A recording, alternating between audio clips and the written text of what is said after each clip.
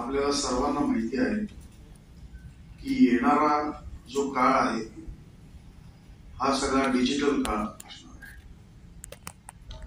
आपण बघताय की 3 आणि 4 वर्षाची लहान मुलं देखील मोबाईलवरती आणि लॅपटॉपवरती आणि इतर इलेक्ट्रॉनिक डिव्हाइसेस वरती कार्यरत आहेत आणि त्यांची डिजिटल आणि इलेक्ट्रॉनिक सायबर लिटरसी जी आहे ती तुमच्यापेक्षा माहित नाही पण आमच्यापेक्षा खूप जास्त आहे। आणि जसे प्रत्येक टेक्नॉलॉजीचे फायदे असतात तसे प्रत्येक टेक्नॉलॉजी पासून धोके देखील उद्भवत असतात।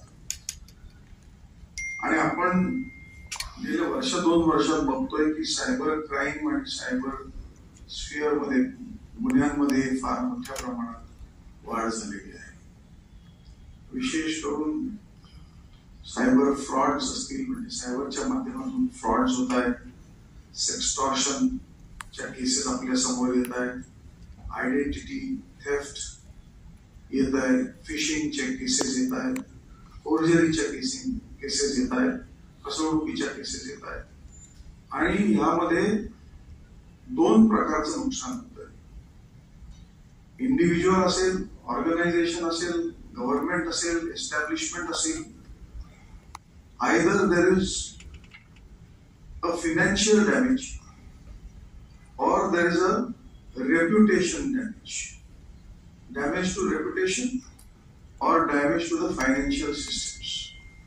या 2 गोष्टींमध्ये फार मोठा आपल्याला सायबर क्राईम मध्ये वाढ झालेली दिसते आहे। म्हणून हा आज जो उपक्रम श्री देवेंद्र भारती, श्री सत्यनारायण, विशाल आणि रवी आणि त्यांच्या सर्व टीमनी जो घेतला आपल्या हाती त्याबद्दल सर्वप्रथम मी त्यांचं सर्वांचं अभिनंदन करतो।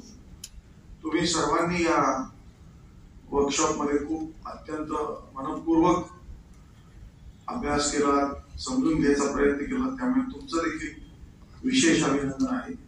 आणि ज्या प्रशिक्षकांनी त्याच्यामध्ये सहभाग घेतला त्यांचे देखील खूप ऋण व्यक्त करतो मी।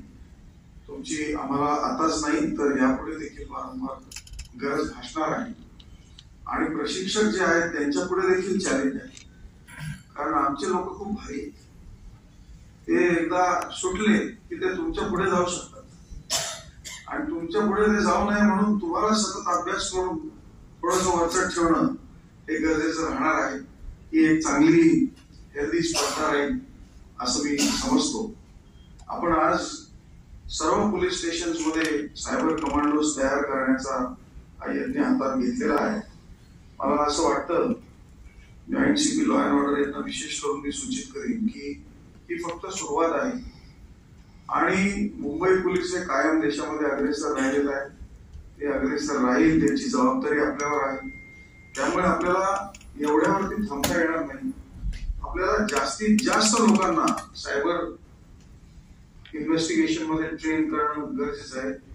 आपलं उद्दिष्ट हे असलं पाहिजे की येणारा प्रत्येक कॉन्स्टेबल, पोलीस स्टेशन मध्ये काम करणारा प्रत्येक हेड कॉन्स्टेबल हा cyber literate, computer literate, digital literate असला पाहिजे।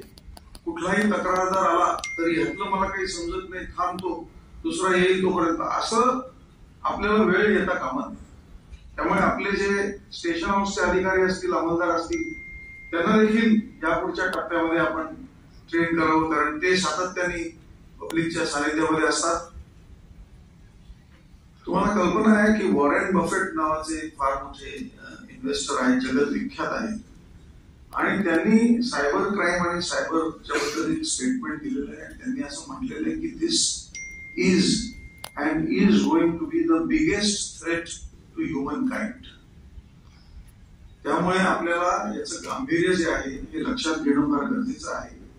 आणि एकेकाळी पोलीस दल हे prevention, detection, investigation of crime हे आपलं कर्तव्य तर आहेच, पण जेव्हा आपण तो क्राईम डोक्यात विचार करत होतो त्यावेळेला आपल्याला जास्त करून फिजिकल क्राईम डोक्यात येत होतं। आपण व्हर्च्युअल स्पेस मध्ये विचारच करत नव्हतो।